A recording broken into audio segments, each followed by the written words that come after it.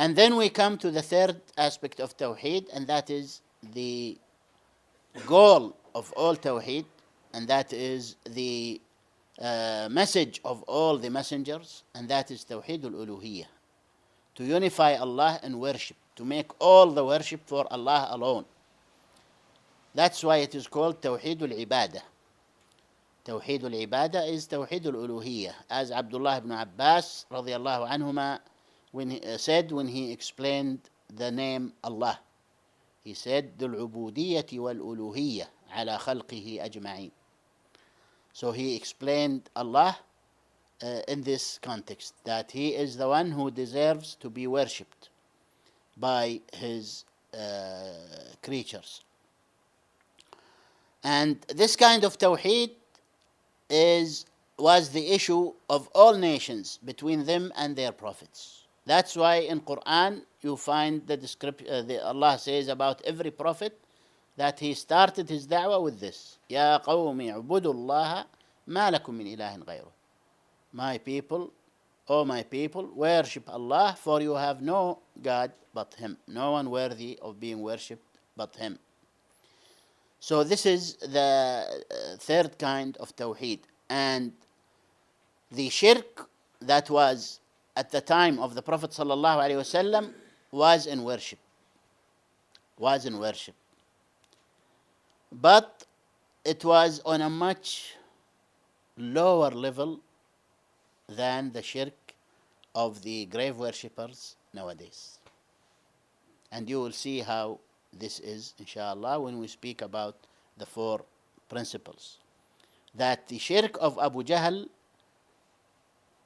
was much less than the shirk of the grave worshippers nowadays, who say by their tongue, La ilaha illallah, which shows how ignorant they are about La ilaha illallah. Because Abu Jahl was committing little shirk compared to them, even though it was great shirk. It took him out of Islam. He was called a mushrik. But it was little in quantity, not in quality. In quality, it was great shirk.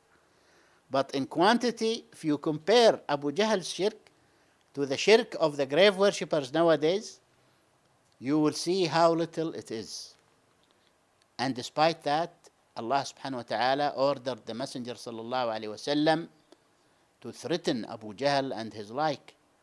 When the Prophet sallallahu alayhi wa sallam was giving a speech once, Abu Jahl and some of the mushriks were hearing, and they were saying something showing their protest to the Prophet sallallahu alaihi wasallam or their dislike. So the Prophet sallallahu alaihi wasallam threatened them. He said, جئتكم بالذبح. I have come to you with this, with slaughter.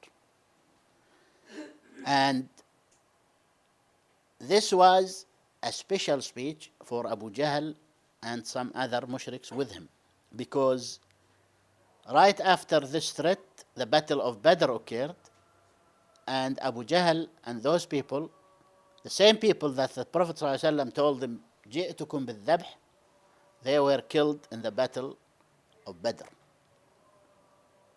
يعني it occurred so soon. يعني the threat, as if Allah subhanahu wa ta'ala has revealed to the Prophet ﷺ that this is going to be their fate. Don't worry about them.